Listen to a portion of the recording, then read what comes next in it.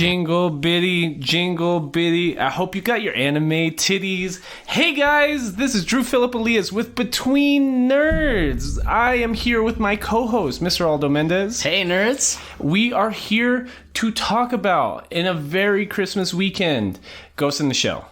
Ghost in the Shell, what was it, 1990? 1995. 1995, okay. But first of all, I think we need to do some shout-outs. Absolutely. Because this episode will come out the 27th or the 28th, you still have 3 more days to enter our December giveaway by using the hashtag Nerds for the Homeless. And for every original tweet using said hashtag, you will be entered into our December giveaway. And we will be donating to the El Paso Coalition for the Homeless. For every original tweet using hashtag Nerds for the Homeless, and every like and retweet on tweets using said hashtag, we will be donating to that coalition. Yeah, and I mean, it's happy times in a strange year, but it's also very saddening times for a lot of people, so we're trying to make the best for them as we can. So, please use the hashtag. We have our giveaway on standby, which is going to be a hot fucking anime item. Right. So, and so far, we only have 2 entries into our December giveaway. That is Mr. Dominic Rodriguez and Mr. Generic Eric on Twitter. Correct. And I do want to give a quick shout out. Thank you to Mr. Kirby, Curbs with 4 eyes on Twitter. Thank you for giving us a DM on Christmas Day. I think that was really cool, bro. Like, honestly, and we go through everything. We go through all our emails, even though it's just reset passwords. The only email we've ever gotten besides V&A was hate mail from somebody random on Twitter. Yeah, and we know we spam. I mean, we got to do it. Who's gonna do it? And honestly, you can blame me because Aldo participates in the Twitter when he can, but I guess because I'm working from home, I have a lot more. I don't want to say free time, but I'm a lot more available to check the Twitter. Correct. So you'll see me replying to random things and quoting random tweets. And someone got upset with us and send us an angry email. And I get it because we are treating our Twitter for our first line of, news of the podcast, So we're trying to tell you what's going on. We're trying to tell you what we're doing, what are we going to watch, the polls, and all those tweets can get very, but it is your TV guide for the podcast. If you don't like our Instagram, blame Aldo Mendez. Oh, I'm sorry. Yes, I will get more active on that. We are also working on having an IG giveaway as well, because not all our IG followers follow us. Not all our Twitter followers follow us on IG. Yeah, and the other way around as well. But happy holidays. Happy Hanukkah. I think Kwanzaa ends today because I think Kwanzaa is a 2-day thing on the 25th and 26th. I'm not sure if Hanukkah is still going on. Mm-hmm. If it is, happy Hanukkah.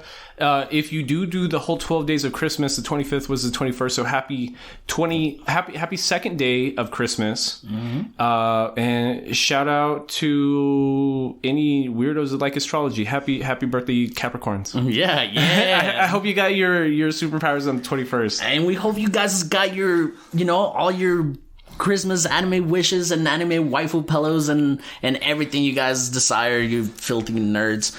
And yeah, we're going to talk about Ghost in the Shell. Very cool movie. Hold on, one more thing. I just got a random thought. This is our last episode of December, right? Yes, sir. When is your birthday, Aldo Mendez? Because I know it's the first week of January. Yes, sir. It is actually January 5th. Oh, and shout out to the Canadian guy that listens to us on Spotify. Yeah, we have one listener on Spotify. It's just some Canadian dude in his 30s. So shout out to you, bro. Thank you for listening. Thank you, everybody, for listening. Curbs as well.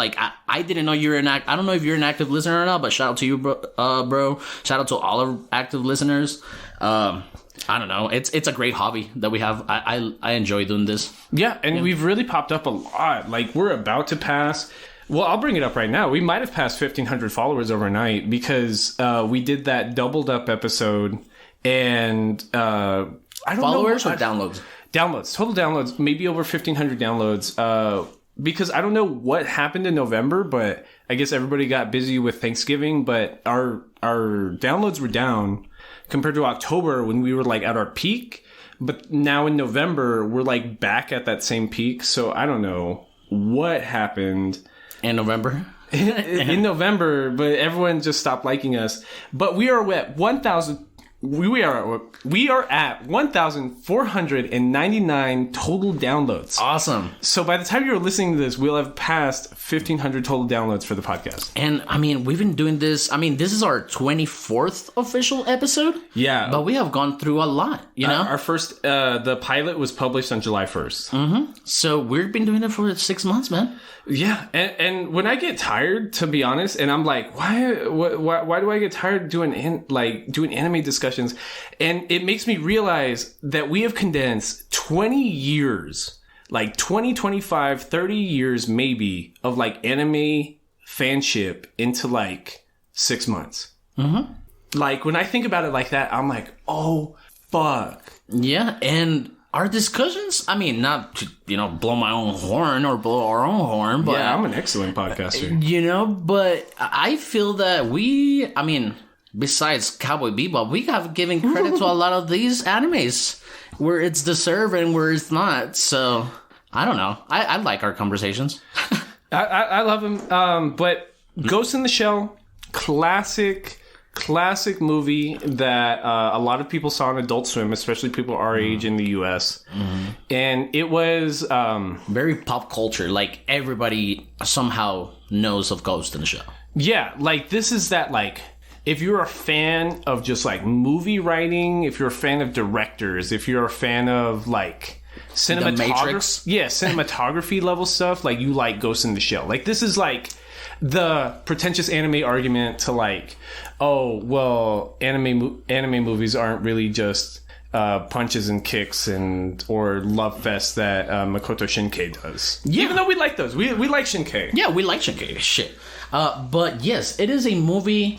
that is not trying to do anything than what it is. Yeah, it was a statement piece. Mm-hmm. And you know this, nerds, you guys probably know this too. I love the 90s animations. Mm-hmm. I love very long bodies, a lot of darks, a lot of shades.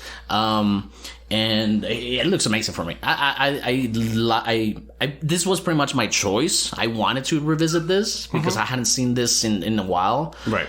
Because I do like The Matrix, and The Matrix, like, literally just trying to rewrite Ghost in the Shell, pretty much. I didn't even realize that this was a remake of Ghost in the Shell, because I remember when I was a kid, me and my dad, shout out to Carlo Elias, we were, like... huge fans of, like, the original Matrix trilogy. And I remember, like, that's when Blockbuster was still a thing. Like, whenever my dad would pick me up for the weekend, I'd be like, can we go to Blockbuster? The new Matrix is out VHS back then. Yeah, I almost said DVD, but it might have been VHS. I think it might have been VHS. And just like, can we go get it? Can we go watch it? And like, you only had that movie for like 2-3 days, right? I would just watch the shit out of that one movie for like 48 hours straight. So by the time my dad dropped me off on Sunday, I already watched it like 5 times. Yeah, it's the place where green screen shading works very well because everything is green because of the Matrix. Anyways, we jump into Ghost in the Shell. Let's talk about the title. What do you think? The title itself says Ghost in the Shell, which... if you are not familiar with the movie, you don't know what the fuck that means, but it's literally your consciousness within a cybernetic body. Yeah, it's superficial imagery because they refer directly to your consciousness, like your human consciousness, if implemented into a cyber body as a ghost. Because there's several instances where we're dealing with androids or cyborgs. I miss the terminology on stuff like that, but where it's like, hey, that person, are they a ghost or not? And in the shell literally just means in a metallic shell, in a metallic body. Mm-hmm. And what? So you, when you walked in here, you said that you needed me to explain this movie to you. I watched it like 8 this morning. I don't know if I was still tired. I was feeding my dog Zelda Deets, and I'm not sure I understood it. I know I sat there and watched it, but it's a lot of like context that the movie doesn't want to give you because it doesn't want to bog you down in explanations and in specifics. Yeah. Right. Mm-hmm. So, go ahead. Can you explain it to me? Well, what did you think about the movie? What do you think this was about? I think it's good. A big picture. Give me a big picture of the movie. in context, I watched it this morning from like 9 to 10:30, right? And then I turned on NPR just to listen to like just get some weekend highlights, and they were talking about the bombing in Nashville that happened on Christmas Day. And this movie made me think of that story a lot, because the Nashville bombing story starts off with like there was a unmarked white van posted up in downtown Nashville for like 2 days, and then on Christmas morning at like 1 a.m. an automated voice started coming out of the van saying that people should step away from it, or because it's going to explode and they could get hurt. And then the videos I was watching Christmas morning on YouTube and stuff on Twitter was like that this historical district in Nashville was like exploded, and that makes me think of the subversion of like government and culture that's talked about in Ghost in the Shell. Because Ghost in the Shell puts us in this cyberpunk future. Do they give us a year?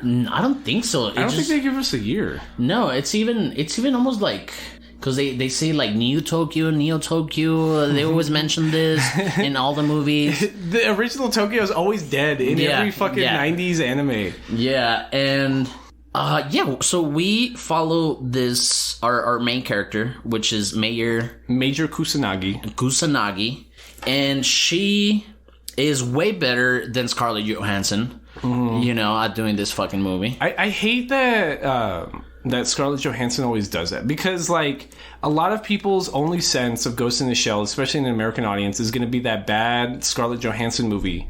But if you know anything about the movie, it's supposed to be all Japanese characters. I don't know what compels Scarlett Johansson to play anything but a white woman sometimes. Hey, Matt Damon played a Chinese guy in The Great Wall. This is stupid. It's so stupid. Like, it's like we just got done watching Wonder Woman 84. I just watched it for the second time with you and VNA. But why was Pedro Pascal's like child a little Filipino child as opposed to him?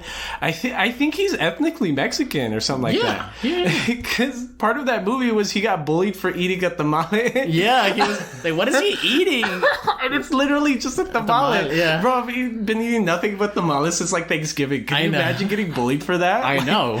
And yeah, so we follow these units, and they are trying to pinpoint this. So there's like very techie government, organizations, which they call Section 6 and Section 9. Right. Yeah. So we are following Section 6, which is who Major Kusanagi is a part of, and we see her teammates are named Boto and Togusa, and there's a really funny scene like in the very beginning where Mr. Togusa is talking to the Major, and he's like, yo, why am I a part of your super high-tech like organization? And she's like, it's because you're a regular dude. You have a family, you have kids, you have a wife, and we need that, like the different perspectives. Like we can't have all soldiers, right? Like even though you are a good fighter, we need your different perspective. Or I forget the exact language she used, but it's like, she's like, you're more human. No, well, the language I liked was that part of the downfall of an organization is if everyone thinks the same, because then they can't see their own weaknesses. Correct. Because if me and you were the same person... Fucking hive mind. Yeah. Like, you can't see what you're doing wrong, right? And I think that speaks big perspective to, like, the main villain in Ghost in the Shell, kind of, because it becomes like a lot of, like, existential speak about how the human... identity is really like destructive, kind of. Yeah, and we'll get that to the end. I do like that point that you're bringing up, because it does become almost like overthrowing a government kind of movie. Like we need to, like the Matrix, almost like we need to get rid of this system that it's going on. It almost seems kind of QAnon-y, like in 2020 kind of language. Yeah, a little like don't trust any level of government, even the government's fighting secret wars amongst each other that we don't even know, kind of things. Because one of the very first scenes is it's a foreign diplomat trying to protect a like hacker or something. So that's why Major Kusanagi has to use her super cool camouflage to... She gets naked. Yeah, to like snipe him. Like first 5 minutes of the movie, you see anime tits. Yeah. Like, and it's just like, okay, well, I'm gonna watch this movie. Yeah. And Yeah, so our units, our Mayor Kusanagi's units are following or trying to pinpoint a lot of hackings, and you spoke about this earlier. So the message is pretty much that like the '90s understanding of how shit works, almost like Y2K. That if everything is connected in the network, then you can access anything from any given point. Right. It's like they had a poor understanding of like how internet networks work. Like if you can access the internet from any point, then you can get to any other point of the internet, right? Mm-hmm. So that would be like if me jumping on my phone right in front of me, I could hack into NASA or like the White House or like something like that. Get the rocket codes or something like just through my phone, because the first conflict we see is a garbage man using public telephones to access the network to hack into the government, and that's why Section 6 is after him? Mm-hmm. And they're not really after a garbage man because they don't know what they're looking for. They're just kind of pinpointing this phone calls made in phones. Again, another thing for Matrix. They use phones to get back into Matrix and out of the Matrix. Stolen directly from, like, Ghost in the Shell, yeah. Mm-hmm. So... no, and they didn't steal it because the Matrix directors, the two brothers, I can't remember their name, but they literally pulled. They said that Ghost in the Shell was our main inspiration. So like paying homage to almost as opposed to is that the Fishburnes? No, the Wachowskis. Yeah, Wachowskis. They weren't brothers, or wasn't it a? Aren't the Wachowskis? Well, they're sisters now. It's Lana and Lily Wachowski. Yeah. They're trans, I believe. Are they? Yeah. Oh, I didn't know that. Oh, and then now they're sisters. Oh, I didn't know that. Oh, yeah. Okay, fuck. Yeah, both of them. Shit, shout out to the Matrix. Yeah, shout out to the Matrix. I need to reroute some Matrix. Anyways, what were we talking about? So, this garbage man is hacking into the network, and he's telling his coworker that he's doing this because his wife is cheating on him, and he's trying to protect his daughter from the divorce by hacking into the network because somebody he randomly met told him that that's how he could do it. Yeah, so he's talking to his buddy, I guess his long partner that he looks very rude, and he's telling the story. He's like, oh, some guy told me that if I help him make this. Like, the garbage man didn't even know he was doing. He was just dialing some phone numbers into, like, the phone, you know? Like, he was just dialing numbers into a phone. And Section 6 gets, like, a notification on, like, the phone that's being used. But it takes too long to get to said phone to... Mm-hmm. Correct. And they're doing their, I guess, their route, their garbage man route. Mm-hmm. And throughout this little route, like, we see that our main garbage man is telling garbage man 2 about his family. And he's like, oh yeah, this guy told me that if I do this, he'll help me with a divorce and help me protect my daughter from said boyfriend or something like that. Yeah, but he's very rude about it. He's like, what? Like, he's very like I don't care. Like, why are you telling me this kind of thing? Mm-hmm. And yeah, we see the unit that the Major Kusanagi's unit pull up on this garbage man, and they are about to, like, get on him, you know? Yeah. And I guess the main, or not the main, but, like, the person that was almost making this garbage man do these things shows up out of nowhere. Yeah, I don't even know how they found him. He just showed up. I guess he was following the garbage man or something. Well, he was also on a phone. He was, like, planting the access cards that the garbage man was using for the phone. So they find him, and he has a camouflage suit similar to the Major's. And then we get, like, a scene of him being chased down. And by the time big ass Bato, like, he obviously ex-military because he's got a fade. He's got a it's not even a fade, it's a flat top. Yeah, it's a flat top. Yeah, he's the only person in this movie that doesn't have a mullet. Yeah, and he looks like Cable, like the Cable character from, like, the Marvel comics. Deadpool. Yeah. And he's got, like, cyborg eyes, and the Major's gonna, like, be like, oh, we're gonna interrogate you, and it takes Bato to be like, for what? Like, he doesn't even know what he's doing. Mm-hmm. And that's where we get the sense that, like, there's this guy called the Puppet Master that has, like, layers of people's memories that he's erasing to, like, manipulate. And we start to understand that most people in this Neo Tokyo, they have cybernetic parts, which in this, by the time you get to this point in the movie, you know that these people are being hacked into what you just said, like their memories being deleted or construct new memories. Yeah, and we get that bit of exposition when they're interrogating. Yeah, well, I was gonna say like debriefing the garbage man. Oh yeah. Because they're explaining to him like, no, dude, you're not married. You don't even have a daughter. You don't even have a daughter. You've been single this whole time. You've lived at the same location for the past 10 years, which is a bachelor pad. Yeah, it's super dirty and gross, and like you live alone.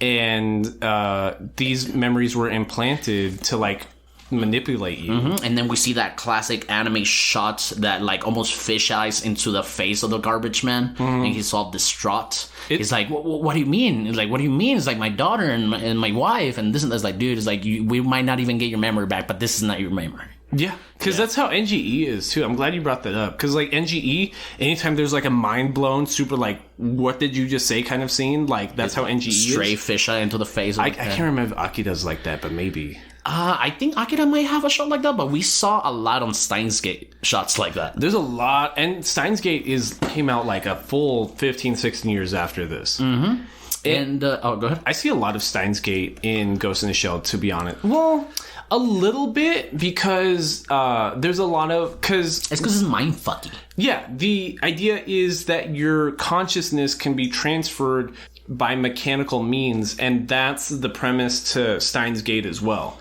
Except he was sending his consciousness through time and dimensions. Here it's like, am I really a robot with human memories because my ghost, my human consciousness has been implemented into this shell? Or like, am I a purely constructed personality that has been trained to be a soldier?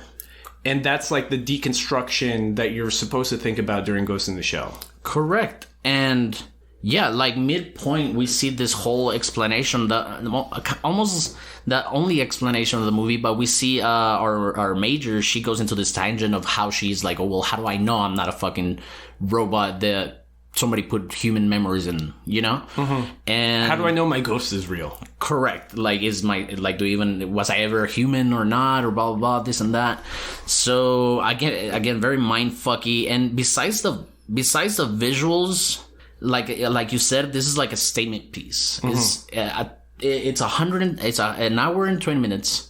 By the time you get to 40, we already passed the garbage man. We already know that people are getting hacked and made to believe things that they're not real and stuff by this puppet master character. And then we find this. They have this character, right? Right. So there's a point where the person in charge of Section 6, Chief Aramaki, we see him gonna storm a building with a bunch of fucking 1980s character design soldiers. Like, it's people with like pink shirts and pop collars, riot suits and everything. Yeah, and I think that's what's so funny about the character designs of like Ghost in the Shell. It just feels like it took a decade for 1980s America to reach Japan.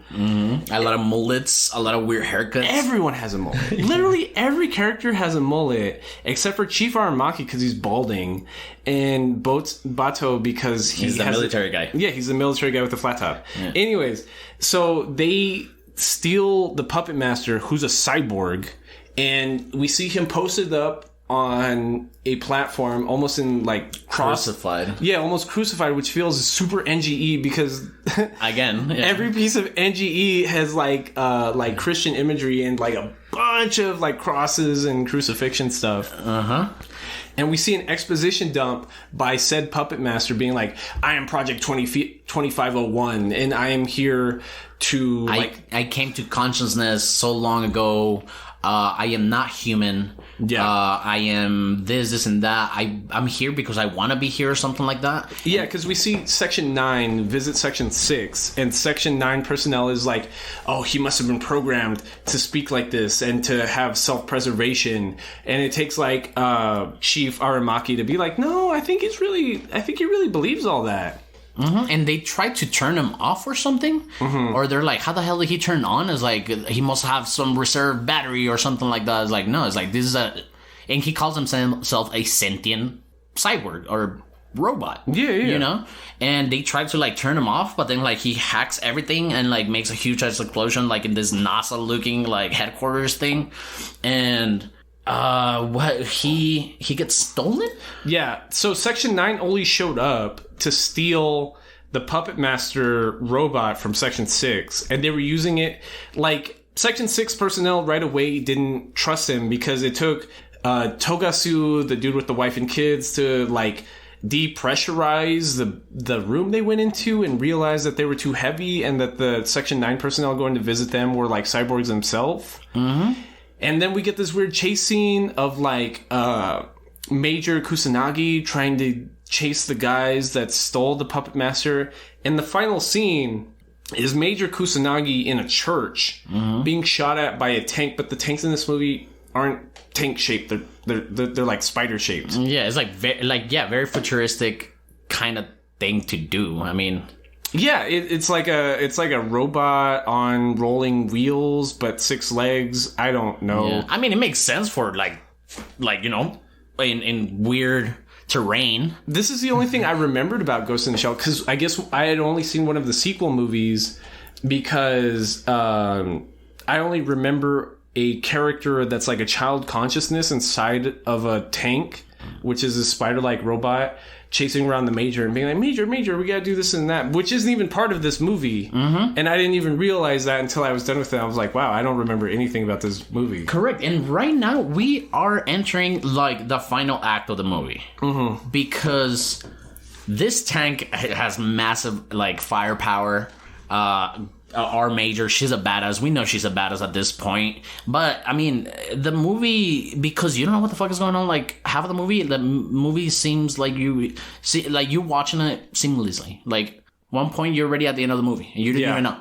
But very awesome shots. I mean, we see the Major getting closing in to this tank, and she just fucking goes berserk on this fucking tank. Yeah. Like, because there was a car that was camouflaged where the body was, right? No, the tank was camouflaged. The tank was camouflaged on top of a car that had a Section 9 member that had the body of the Puppet Master inside of it.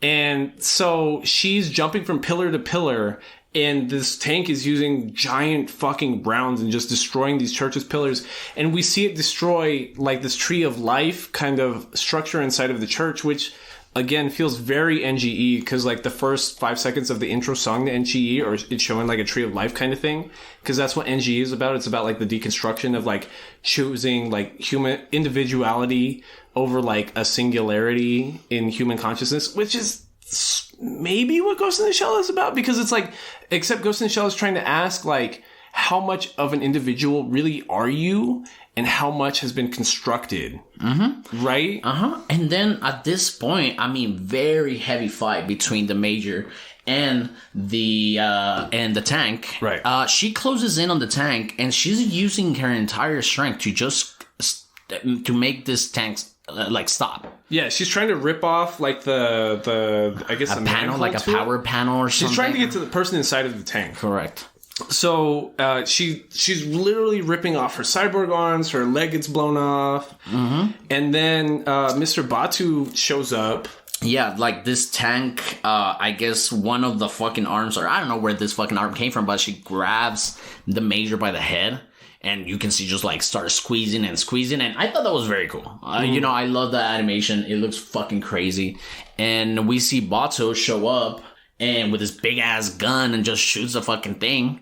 And pretty much kind of like the whole conflict ends there. But now Major is like, yeah, now Major Kusanagi, they can speak to each other telepathically through like the network that what is it? Cyberlink or Brainlink? What is the Tesla shit going on? Yeah. Neuralink. There you go. Yeah, they have a fucking neural link, and the whole squadron's just talking to each other through their heads. So the Major tells Bato like, nah, hook us up together, hook me up to the Puppet Master so that I can see like what his consciousness really is. And then we just get this ginormous, just like metaphorical speech from the Puppet Master through the Major's mouth, trying to explain that he was created as like a higher being to hack into networks, but he evolved himself to like almost like Vision. Yeah. You know what I'm saying? Like he's literally Vision. He needs his soul stone, which is our Major. Right. Pretty much. Because he needs to mold consciousness with her. Because the explanation that he gives her is that he wants to die, But he can't because he's like a sentient fucking network. Yeah, and he's a fucking robot, so there's no fucking life to disease, you know? So, yeah, he's like, in exchange, I will give you all my knowledge almost. So, like, again, very Vision-like character, or two characters, you know? And we start seeing that this was the plan of the Puppet Master all along, to get her specifically to connect with it. Right. You know? And we start seeing that the Batu starts freaking out. He's like, hey, I can't hear you. What was he telling you? Or what were you telling him? Yeah, because he can only hear what the Puppet Master is saying through Kusanagi's mouth, but Kusanagi's consciousness got transferred to the Puppet Master, whose like voice isn't working, so he only heard one side of the conversation. Correct. And not transferring, but almost like they're like they're literally connected, so they're like synced up, so they know what the fuck's going on within their heads. Right, but at that same time, we see Section 9 and a bunch of helicopters like doing fucking, not laser beams, but like sights. A sniper shot. Yeah. The sights, the red sights, like we see them like trying to aim for the heads of both the Puppet Master robot and Major Kusanagi's. So when Section 9 shoots down, Bato puts his cybernetic arm over to like block the shot. Yeah, because at this point where I was talking about Bato, he starts freaking out because he doesn't know what the fuck's going on. So him is about to disconnect them, but the sentient being, I don't know what do you want to call this character? His name's just Puppet Master. Yeah, his name is Puppet Master. Yeah, so his arm gets hacked, so he can disconnect them. So we know that this being is like super powerful because he can just hack whenever, whatever. Like super connected into the network. And yeah, we see this almost crosshairs on both the heads of our characters, of Puppet Master and Mayor, and they get fucking shot at. They both get fucking destroyed. Bato's arm gets blasted off, and the reason the government wanted to get rid of this virus, like this computer virus, is for the government to keep working how it is, how it still is. Right. Yeah, and I mean, we go into this amazing shot of it's like so everything goes black, and then we jump into the shot that we're seeing right now where the camera zooms into this almost young Major body. Right. So like her head survived because Bato put his arm out, so it deflected some of the shots. And the only body he was able to find was like a child's fucking robot body. So he implemented the Major's head with the Puppet Master's consciousness now synced into this puppet body. And that's like the end of the movie. It's like the Major being like, oh, the government swept everything under the rug and nobody knows you're alive, and end of movie. We made to believe that some time has gone by. But then we see a very dramatic change on the character of our Major, because her personality, it's almost way different, you know?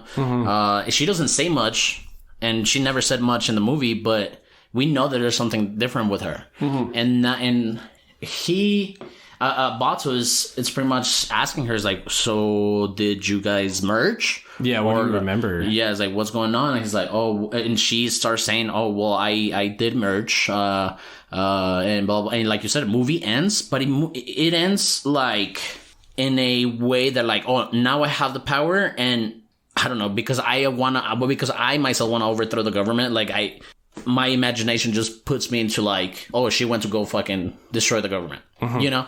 Because that's what we're meant to believe the whole point of this movie was. Yeah, we only talked about the original movie. If y'all want us to talk about any of the other movies, I suggest you hit us up on either the email or on Twitter or on Instagram.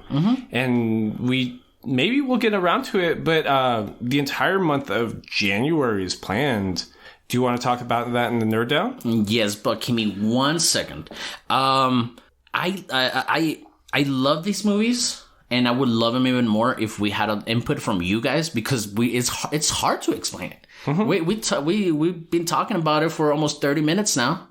You know, it is a short movie, but I mean, like, how do you feel about Ghost in the Shell? Yeah, how do you feel? What did you get out of it? I mean, I know it's very Matrix-y like, you know, but yeah, I would like to hear our nerds' opinions. No, absolutely. And like, if the only reason we don't shout out people that hit us up like at the beginning of every episode is because nobody hits us up. You know what I mean? Like, that's why we spent so much time at the beginning of this episode talking about people that have hit us up this week, because we've actually been getting feedback this week. We got a Merry Christmas wishes. We got a Merry Christmas wish, bro. Like, honestly, like, I'll feature anybody that gives us feedback at the beginning of every episode. Nice sweater, by the way. Thank you, bro. And yeah, I guess we'll go into the nerd down. Nerd down? Nerd down. Nerd down. Damn it, man. That was a great episode. That was a great movie. Very short Christmas episode. Again, happy holidays. Hope everybody stays safe. Hope everybody's happy, you know? Don't stress yourself out with all this fucking shopping and capitalism bullshit.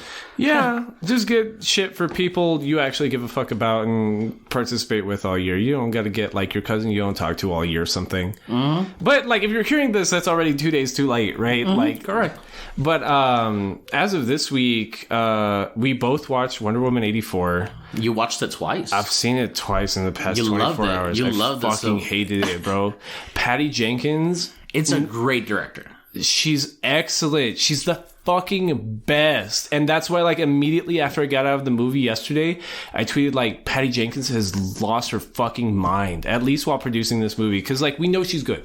And, like, I got excited when, like, the Star Wars owners cut meeting that happened 2 weeks ago was talking about she's going to direct a movie or a show. I can't even remember. But Patty Jenkins is going to be part of the Star Wars franchise. I think Ahsoka. I think she's directing something like that. I'm excited. Like, I like Patty Jenkins. We know she's, like, probably one of the best female directors still making movies. You get what I'm saying? Mm-hmm. But she has lost her fucking mind, like, putting out Wonder Woman 84 like this. Dude, and honestly, I mean, I'm familiar with, I mean, anybody that's familiar with Star Wars, we know Christmas releases can be good. Mm-hmm. You know?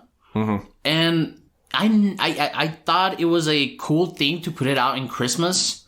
I never gave it a second thought, but you said this earlier today. You're like, it was never advertised as a children's movie, and that's exactly what it is. Yeah. It 1000%, I think it was PG-13. You could have just made it PG super easily and just been like, guys, just tell us up front. Just tell us it's a kids movie. Like, it's all the adults that are used to watching Marvel movies that have been gritty lately going to see these movies, because there's a shared audience between DC and Marvel movies. The DC, like Warner Brothers can't pretend that there's not overlap in these audiences, right? Mm-hmm. So we are expecting a movie that us adults can like, but it was made for, like, a 10-year-old. Yeah, man. I watched it. I wanted to like it because, again, great director.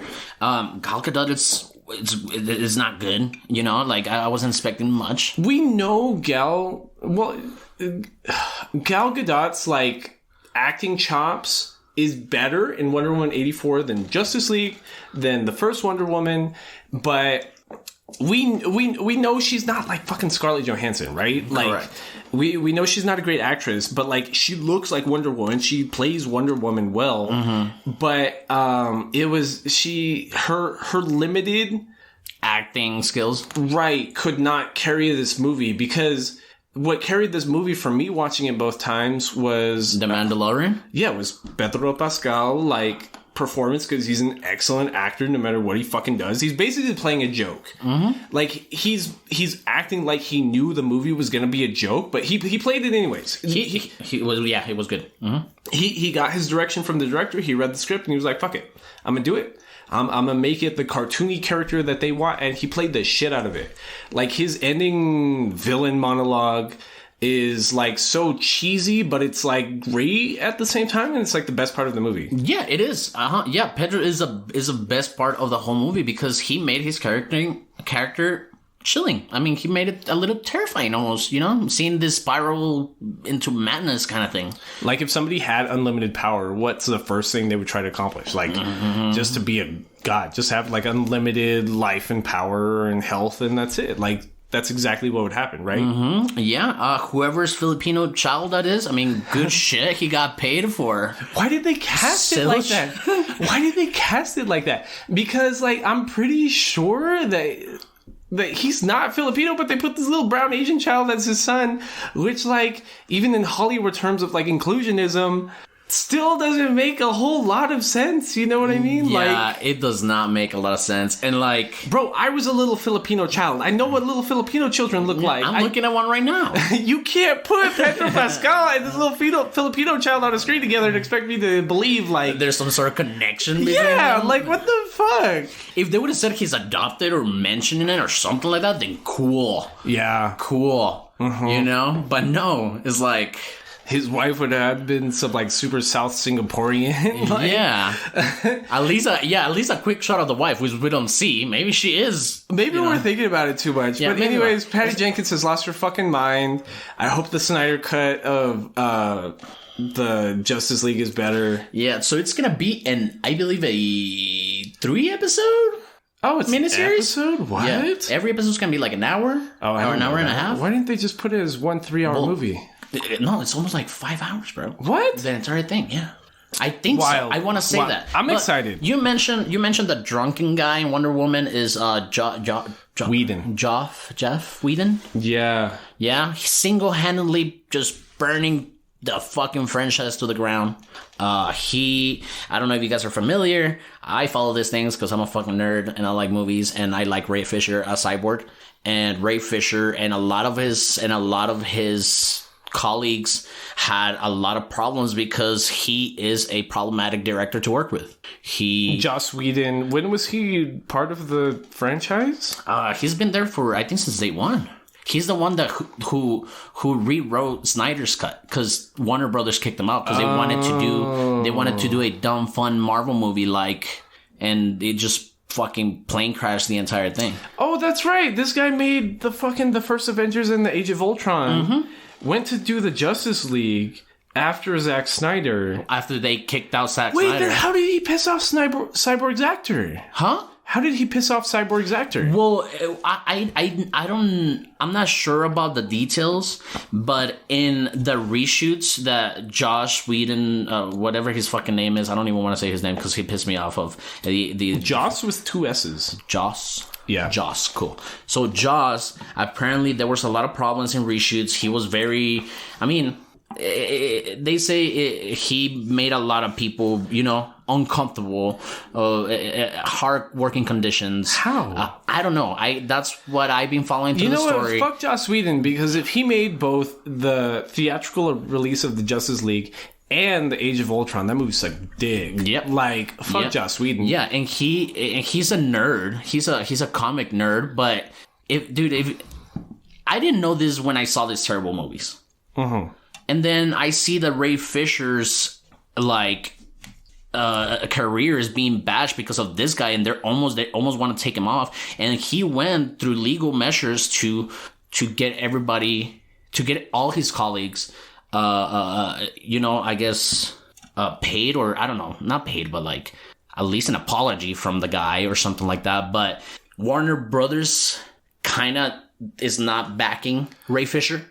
So Warner Brothers management doesn't make sense to me because side tangent, they got rid of everything's a side tangent, the nerd down. Everything okay, but they got rid of what's his face? They got rid of Johnny Depp from Fantastical Beasts because his ex-wife Mara, she's an Aquaman. What's her name? What is her name? Very good-looking girl, but I guess she's a psycho. I thought she was one of my favorite parts of Aquaman, and because they want to keep her Amber Heard. Yeah, Amber Heard. Amber Heard is Johnny Depp's ex-wife, and she abused him. Like there's tape footage from their divorce proceedings that she literally beat the shit out of Johnny Depp. She constructed fake evidence of him being a fucking drug addict. Right, like you talk about... Nobody leaves a line of cocaine laying on the table. We've talked about old episodes of cucking and stuff like that, but this isn't cucking. This is literal emotional abuse. You get what I'm saying? She would literally try to destroy this man's career to bring him down on an emotional level that she could manipulate him. Mm-hmm. This is gaslighting on a real public Hollywood level. Warner Brothers level. Yeah. Yeah, and she kept her job. Amber Heard has her job on Aquaman. But Warner Brothers was like, yo, we gotta fire Johnny Depp so we don't piss off Amber Heard. What the fuck is that about? Yeah, like, dude. Like there should there should be like a real... I hate this term. I hate that I'm gonna say it, but there should be a real like cancellation movement against like Amber Heard. Yeah, I mean, it's things that... What the fuck, Warner Brothers? Like, what are you talking about? This dude got black eyes from his ex-wife. Had to show up... fingers, broken fingers. Broken fingers. Had to show up on set to work. And people would ask about it. And he would just have to blow it off. Because his, like, ex-wife, who's, like, a decade and some change younger than him, was just beating the shit out of him. And, like, trying to manipulate him and take all his money and fame. And what the fuck? What the fuck is that? Dude, I love Johnny Depp. And from what we know from this story, the story started developing as him being the abuser. Yeah. We did not know anything about Amber Heard, you know, until like the trial and the evidence and everything that she was the fucking psychopath that was mistreating this person. You know, Jack Sparrow's a fucking great guy. Yeah. You know what I'm saying? So I don't know. So the thing with Ray Fisher, I hope Joss gets fired. I hope Warner Brothers... I think Wonder Woman 84, like his feature in Wonder Woman 84 is showing that they support Joss Whedon. Absolutely. And that's why I was mad. That's why I was mad because, I mean, you were just barely finding out about this controversy between Ray Fisher and him, but when you told me that was him, because I didn't recognize him because of the they gave him hair. Getup. Yeah, because he's bald too. Yeah. I didn't recognize him, but yeah, I was pissed off at that. I don't want that. It's ass. Yeah. And honestly, Wonder Brothers is not doing a great job, you know?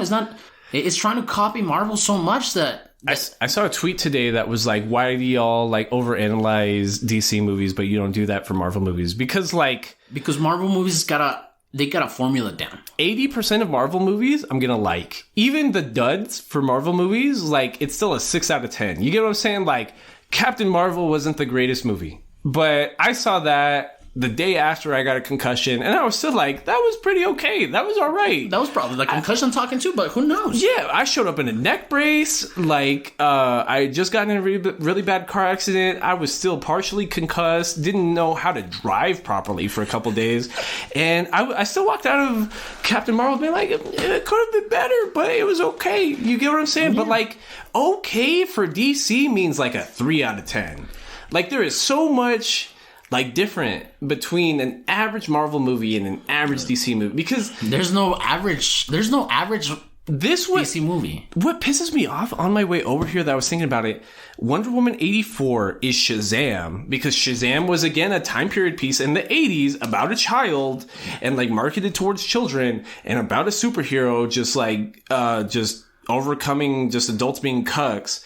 Set in the same time period. It's literally the same movie. It's the same fucking movie, but they switch characters. But Shazam is like 10 times better than 84. It is. Because I didn't love Shazam, but it's still like a 6, 7 out of 10. You get what I'm saying? Yeah. Wonder Woman 84 is like a 3 or a 4. Oh man, like, and I wanted to watch it. I'm watching it. You got here like maybe probably 40 minutes before it ended. Yeah, I watched like half the movie with you and V right now. And I wanted to like it because I thought it was gonna tie in or maybe trying to fix, you know, what's coming out next for DC, but you told me no. And we watched it, and it's just a kid movie. And why'd they do that? I don't know. But you know what movie I did see yesterday that I think is like way, way better than Wonder Woman 84? I saw Disney's Soul last night because me and Karen went to go see both our dads and went to go see Wonder Woman 84. And then when we got back to the house, we watched Soul on Disney Plus. Soul is excellent. You told me it reminded you a lot of Inside Out. Yeah. And like even from the trailers, you would get that because it's a lot of the same like... animation. Well, not even animation, but even the plot's the same because it's kind of like Inside Out is trying to personify the pieces of your soul, right? And instead, Soul is about how did you get to be the person that you are? How did you get to that personification? Mm-hmm. And that's what Soul's about. And there's a lot of just... almost like a Ghost of Christmas Past kind of thing. A little bit, but at the same time, it wants to be... what's the Beatles submarine? Yellow Submarine? Yeah. At the same time, it really tries to be... Trip you the fuck out? Yeah. That's good. Because meditation and higher consciousness is a really big part of it. And I sound like my dad saying the word higher consciousness. And that upsets me in and of myself. But like... It really wants you to believe that like you can reach this higher plane through meditation and understanding of higher consciousness, which is actually a big part of the plot to Soul. Okay, I'm gonna check that out because Inside Out was one. I mean, it's a great fucking movie. It's dope. It's a great fucking movie. That the first time I watched it, I bawled my eyes out. You know, and another topic. What? My girlfriend got me a mini fridge for the podcast room. Oh, she did. Well, I knew that 3 weeks ago because I helped her carry it into the house. Well, yeah, but I didn't know. What did you? Yes, you did. I didn't. When like, okay, so 3 weeks ago, before we recorded the episode, V&A asked me to carry that fridge into your bedroom to help so that she could wrap it in there. The first thing you said when she wrapped it and put it under the tree was, "Is this a mini fridge?" And she said no, and you believed her. That is your fucking fault. You knew that 3 weeks ago. No, I knew that. I have like a whole like process of elimination kind of thing. But then again, she's like, "Oh well," and then you're like, "Well, the box size doesn't matter." You knew it was heavy. What else? No, would it I be? didn't touch it. I did not touch it. I did not try to be a scoundrel. You wanted to be a little kid on Christmas Day? Yeah, you know?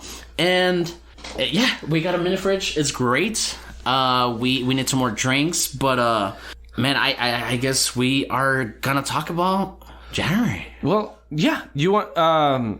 Before we start talking about the podcast in January, I just want to tie up, like, some random shit that I've been doing during the fall anime season. I just finished watching episode 13 of Jujutsu Kaisen today.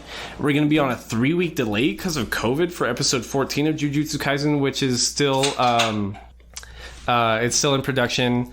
I am upset that I didn't watch Akuma Drive this season because apparently it's supposed to be the anime of the season. And as for winter 2021 anime, everything comes out next year. Like, everything comes out the first half of next year. It's like the rest of the Attack on Titan season, the final season. It's the Promised Neverland sequel, Beastars. Season 2, right? Yeah, season 2 of the Promised Neverland, season 2 of Beastars, season 2 of The Time I Reincarnated as a Slime or something. Season like 2 that? of The Time I Reincarnated as a Slime, season 2 continuation of ReZero. It's just a bunch of shit. And season 2 of Dr. Stone, and I'm glad we brought up just good anime. I don't know where I was trying to go with that. No, I mean as we build this fucking podcast with you guys, and thank you for listening. It's almost like now coming so fluently how we do these things. Yeah, I was thinking about that today. We're no longer in like that even beginner intermediate stage to like anime viewing, because like I was saying, that we've condensed like 20 years of anime viewership into like 6 months. Because even in like October or November, I'd be like, we still haven't talked about just all these hitters, just all these like real pieces of anime culture.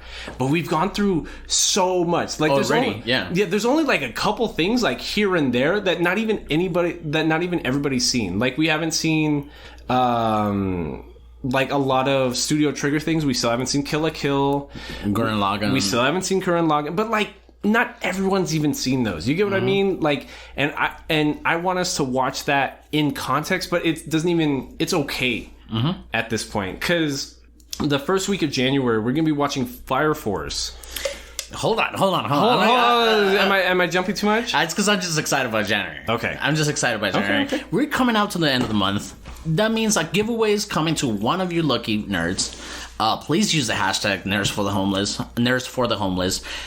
Next month is going to be very exciting. I'm very excited because we just got here together on a Friday.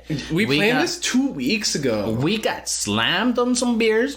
And we just stalked podcasts pretty much the entire time. And some politics, drunken politics. Well, I failed at playing zombies with you and your cousins. Mm-hmm. Yeah.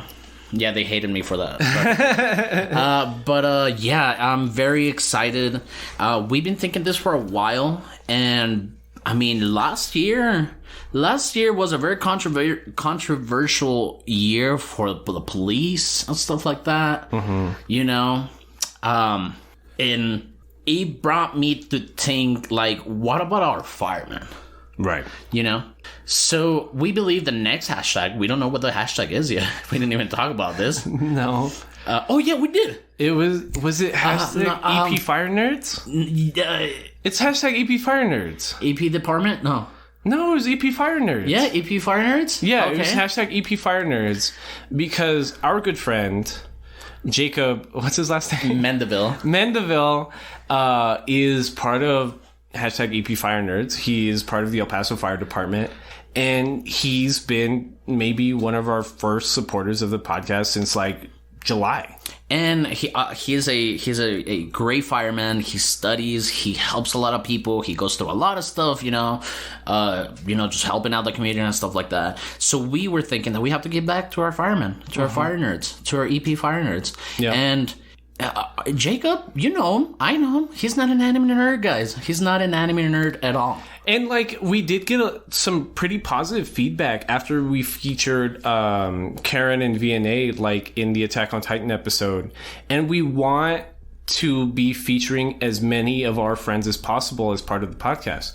So what we're going to be doing for next episode, which is going to be the first episode of January, we are going to be watching Fire Force. And we're going to have our friend Jacob Mandeville, fireman, talking about Fire Force. I think that's fucking awesome. And an out of context perspective, because he doesn't even watch anime. Yeah, he doesn't even watch anime, but like you said, he, like, ever since we started, he doesn't know nothing about anime. He doesn't know anything. He's just been listening without knowing about anything about anime. Exactly. And I love him for it because he gives us feedback. He's like, oh, well, you guys should try not to do this, and you guys should try to do that, or whatever. And any feedback that we get, we take it, you know. So this is why I was so worried for you, Aldo, for the first half of January, because we're going to be watching 24 episodes, which is the first episode of Fire Force. The first season of Fire Force by next week. The week after that, we are watching 40 episodes of One Piece, which covers the East Blue Saga and the Arlong Park Saga for One Piece. And we are going to be featuring Mr. Christopher James. Who we have had in previous episodes. We had him in the episode after the Cowboy Bebop episode to talk about to talk about our shit take on Cowboy Bebop, and he was also in the archived files with Aldo about One Piece. So we were going to do a real One Piece episode. I read One Piece every week. Yeah, you do. And I just read the leaked chapter of Chapter 1000 downstairs while you and VNA were watching Wonder Woman 84. Dude, I'm fucking telling you, it seems like everything is just coming so fluently. It's weird that, like, we've gotten good at this all of a sudden. It's even, like, the management part of, like, the episode that all of a sudden, like, we know what we're doing, and I don't know how that happened. Yeah. And honestly, my memory has been getting a lot better. You know, we would usually never use our notes. We just use character names and... Oh, I haven't had notes in months. You know what I'm saying? I haven't had notes since, like, September. Like, I just bring up, like, random director names and the production companies over here. For example, Fire Force was made by David Production, which also made JoJo's. Yeah. And we still haven't gotten to JoJo's. And I've tried to do JoJo's. I tried to throw JoJo's on the poll, and, like, we don't get any votes on JoJo's. Yeah, but I mean, shit, look at this month, dude. We're not going to have any polls. We might have a poll for February. Wait. So there's 5 episodes scheduled in January. Hold on. But CJ, we know him to be the biggest One Piece fan. Yes. So we are very excited. I ask CJ questions after I read every chapter because a lot of the chapter... Because it's the longest ongoing anime, right? Right. Yeah. And manga. Because, like, so if chapter 1000 of the manga just came out, we're on episode 970 something of the anime. And the anime has been going on for so long and is published every week to the point that they'll give you flashbacks and context and stuff. The manga doesn't. And that's why I have to ask CJ things like, yo, I don't understand where this fucking firepower is coming from. Can you please explain this to me? So I am super glad that we are finally having CJ for this real sit-down episode. Yes, because we think about, you know, We want to give justice to these animes, and who better than CJ to talk about One Piece, you know? Right. And we are gonna digest 45 fucking episodes. I'm gonna digest 40 episodes.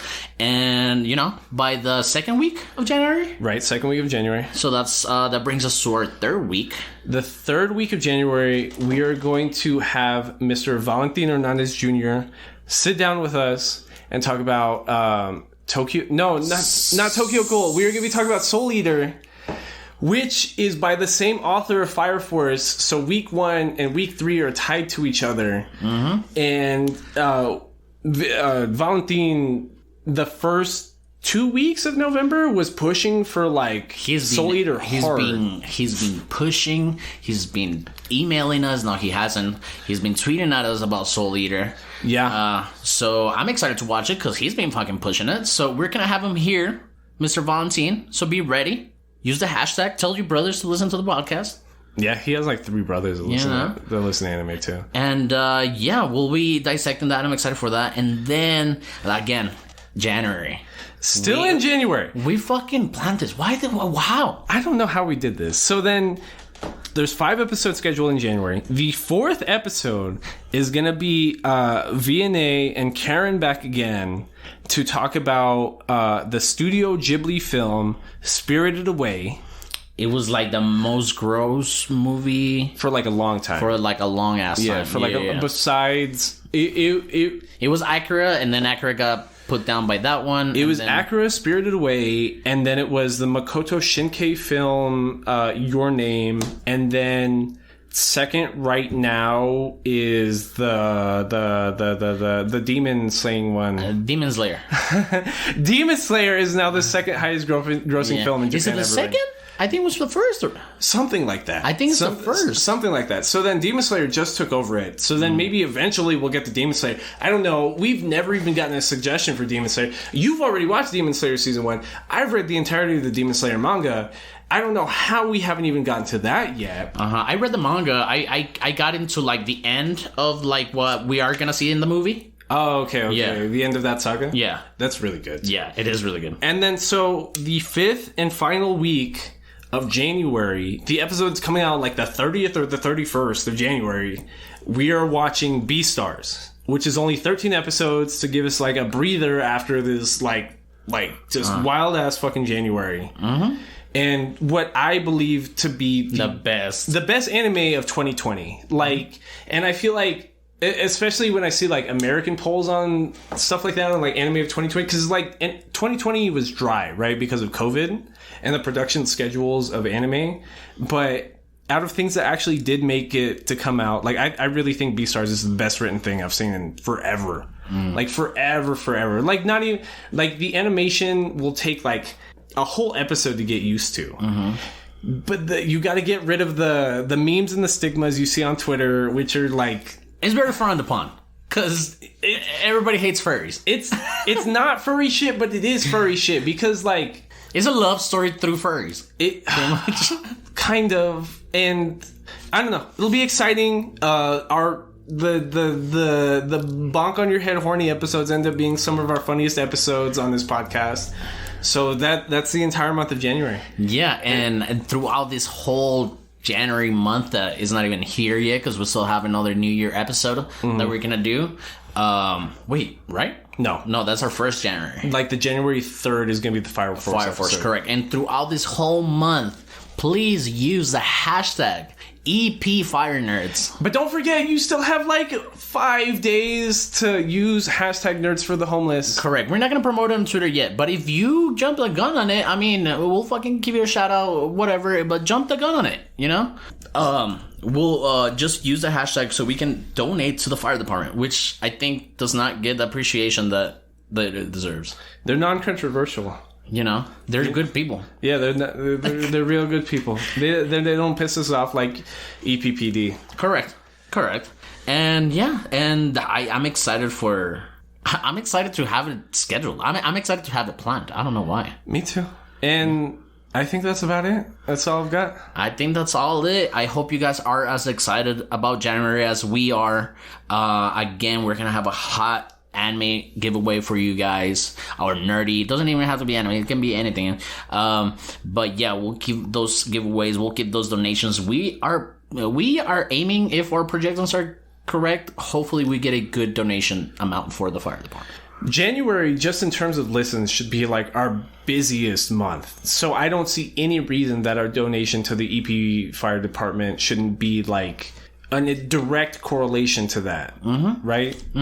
And yeah, we can't wait to have Jacob, Valentine, the girls back, and we are going to discuss Blisters. And thank you, nerds. I guess that is episode 24. This has been episode 24 of Between Nerds. This has been Between Nerds.